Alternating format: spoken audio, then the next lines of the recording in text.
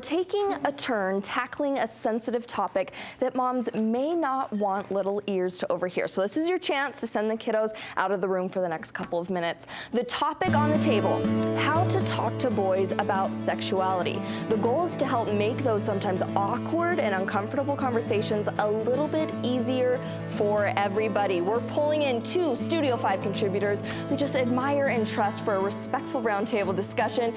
Joining me today is psychologist and Studio 5 contributor Dr. Liz Hale, and the wonderful parenting coach perspective for Ivy Girl Academy founder Jessie Funk. Now, Jessie, you brought this topic to our attention. A lot of moms saying that they feel a lot more comfortable talking with their daughters about this type of thing versus the dads, and that the dads are left to talk to the boys, but that it's important for mothers to have that mother-son connection on this conversation. Absolutely. The moms will set the tone for how a boy feels, like girls in general, females in general will think about sexuality. So if a mom comes to the table with, oh, this is really hard, this is really uncomfortable, a boy will think, okay, that's not something I'm going to talk to my mom about ever. And so she's going to set the tone. So she has to bring this up and be really confident about it. And is that coupled though along with the dads as well taking a role? So, but just making sure the moms have that connection. Yes. And now, Liz, you talk about how the message to girls is often repeated, to respect your bodies. What message do we give to the boys? Well, I think the messages are very similar. I mean, and this is not really just about sex only. I mean, our bodies, it's kind of like why we're here, right? It's so much about setting up a whole lifestyle of being happy and making good choices that lead to happy consequences. But ideally, first and foremost, your body is not a toy. Not only is it not to be toyed with, but other people's bodies are not to be toyed with either. They're that special and that sacred, and they can lead to great happiness. Like anything else in this life, I think, Jessie, you'd probably agree that it can lead to great happiness and security, and it can lead to great demise and unhappiness too, like the internet or social media. And now one thing that I've heard a lot and that you guys have brought up is how do you kind of find that balance with your son and explaining with them and talking to them that natural balance of what their body is going to be feeling and the changes physically that their body is going to be taking? Yeah, I think finding a balance in saying, we need to say things like what she just alluded to, how there's so many wonderful things that happen. And when you approach that conversation and you say, this is hard to talk about, but we're going to talk about it because it's so important, because your body is powerful and it's so beautiful. What can happen when we use sexuality in a very healthy way? So finding that balance is talking about it confidently, and making sure that we're actually saying the words, you know, saying sexuality, talking about, I think it's actually really important for a mother to say, you know, let's talk about masturbation, because that's a very tempting thing that a lot of boys deal with, every boy deals with. And we need to you need to know that in our family, we have values, we are disciplined, we have self-control. And that's something that you can resist because you're strong enough to. So I think finding that balance is all about making sure that we're saying it confidently and making sure that boys know how special and fantastic their bodies are. You know what's so interesting about John Gray? Do you remember John Gray, Men Are From Mars, Women Are From Venus? I will never forget this. Maybe 20 years ago now. He came out and said, men don't masturbate. He did not recommend it. And I don't know that that was really even moral. It was more psychological, that creates a more feminine side of a man. Instead of waiting for a relationship, we have to court a woman, you know, make a commitment to her, really do the hard work. Instead, go see war movies, you know, go do masculine stuff. It's so good for a man to be masculine and a woman to be feminine. It's part of how we were created. But I'll never forget that. He really encouraged them not to. And you'll see there's quite a following of men who don't do that, and they actually feel better. They feel like they're more present in the relationship. It's kind of interesting. I love that so much. Can I just add? Yeah. Because when boys I've talked to a lot of boys who are overcoming addictions to pornography, and they say when they kind of separate that, they realize how special it is. And it's like giving your kisses away like candy. If you're just out making out with everybody, it loses its specialness. And so they realize they have more power, more masculine power when they can withhold and they can have some mental toughness around it. So speaking of the early years leading up to when boys obviously know what that is, but those younger years when they're starting to wonder what are these feelings, what are these physical changes, how do you as a mother know what to tell them, what to talk about without going above and beyond where they're like, what is this? Right. You take their lead a little bit also. And again, it does go by maturity and age level. Sometimes a 3-year-old will say, where do babies come from? And it might be enough just to say, They come from love. They come from love. An honest answer. Good enough. Okay, yes. good enough. And then you take it further. But again, we can make the opposite mistake by waiting for kids to come to us, and they may never do it. Sadly, too many of us learn about sexuality from our peers, from the internet, and it's misinformation, or it's not maybe our values. So we really do want to be the ones that are the educators, as moms and dads, aunts and uncles, grandparents. We want them to come to us. And speaking of coming to us, that kind of leads into a self-respect sort of topic. Where do we go on teaching them how to have that self-respect and to understand? Well, teach them about body parts, teach them how to clean their body parts, even teach them about being able to say no. So we're in the bathtub, it's like, can I wash your back? Okay, so how about your bottom? Do you want to wash your bottom? You go for it. You know, here's a washcloth, you go for it, honey, and clean that bottom. Teach them about what appropriate touch is. It's kind of interesting. You're curious. And with a lot of families, that can differ in the sense of religious views, ethics. You worked a lot with teens. I mean, what have you found in the differences, and kind of what's the normal?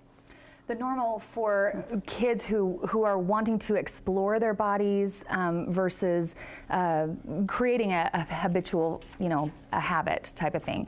I think there's a lot of kids who like Liz just said, they'll go to get their education somewhere. If they don't get it from a parent, they will go somewhere to get their education. So we don't want them looking at magazines, looking at pornography, and just talking to their friends about it, because they will get misinformation. It's so distorted, right? It is. It's nothing like marital sex. It just isn't. It's just so heartbreaking, because then they get into those habits, and you realize that it's gone way too far. So, making sure that we just say this is normal. Like, we as parents, we establish what normal is in our home.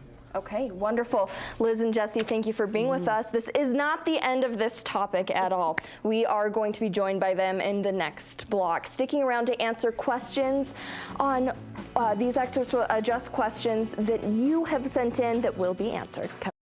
We are back now with Studio 5 contributor Dr. Liz Hale and Jessie Funk. Now, before the break, they offered advice for those all-important mother-son conversations about sexuality. Well, they're back now to answer your questions. We reached out on social media to find out what moms want to know. Many of you had similar concerns, so here's your chance to learn along. We've got viewer question number 1 up first from Andrina Finch. She wants to know, where's the line between exploring your body and just plain old habitual pleasure? Now, this is a sensitive topic for us, so Liz, let's start with you. Let's tackle this question together. And those male parts, I mean, they're pretty complex, aren't they? And they're external, where a woman's is a little more hidden, not quite so readily accessible, I suppose, and it's easy for a boy to put his hand on his penis, and things feel comfortable, and so I would normalize that. Now, there's nothing to be ashamed about that, and you can kind of see, and sometimes, we do breast exams, right? We're taught, and so a boy should probably get to know his sexual parts as well, but then when it comes to pleasuring, again, depending on your value system, ultimately, we want our children to be happy, right? We want them to grow up and have healthy, happy marriages where sex is a natural, very fulfilling part of that relationship.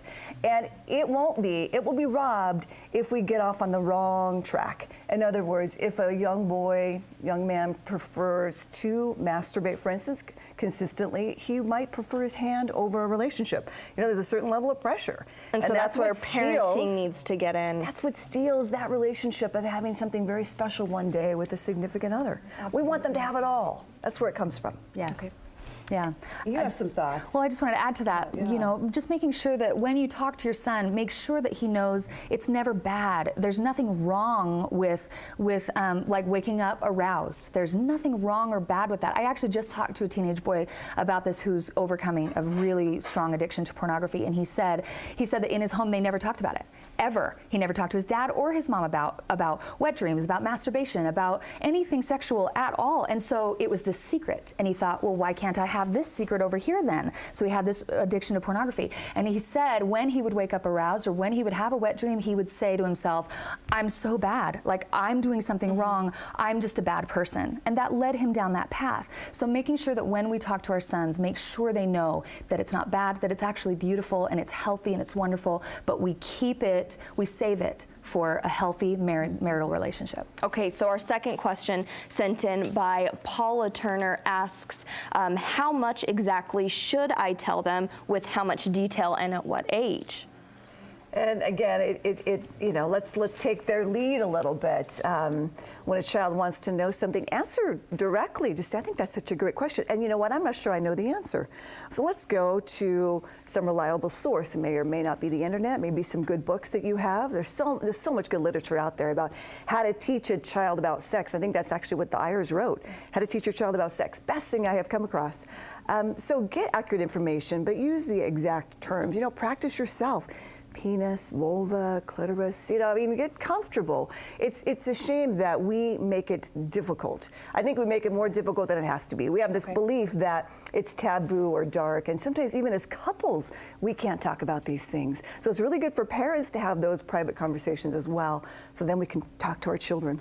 Okay, we have one more quick question from Janae Farrington, and she says, how do you deal with puberty and all that comes with it with a special needs boy? Jessie, you have some insight on this one. Yeah, my mom has worked, she's been a teacher for 30 years, and she now works with kids with learning disabilities and things like that. So she works with a lot of autistic kids, Asperger's, you know, different learning disabilities, behavioral disabilities, and she says they need boundaries just as much, maybe if not more, than kids who don't have special needs. So absolutely, we still have to talk to them, and we still have to set very clear boundaries and give them limits, because they're going to learn that. They learn just like all the rest of us, and we need to have that discipline. Okay, now quickly, are there something missing? I think, I'm so sorry. I think that tends to be when we do those, I don't know, more secretive things. Instead of having more touch and more love in our families, you know? Yeah. Talk about the soft touch, you know, with that special needs boy or all children, for instance. You know, we're a touchy family, and this is how we express our love. This is one way we express how we feel about each other. Okay, really quickly, are there any local resources families can reach out to if they have more questions? No, I think like the Ayers book and University of Utah has information on autism, right? They have a great facility there. Oh yeah, and if you have a boy who might be addicted to pornography, I would recommend Dr. Adam Schwabach up at the Neuropsychology Clinic of Utah. He's fantastic. Great idea. And then there's this also amazing psychologist named Dr. Liz Hale that I totally recommend. Yes, indeed. We love having you guys on the show. Jessie and Liz, thank you so much for broaching this topic with us.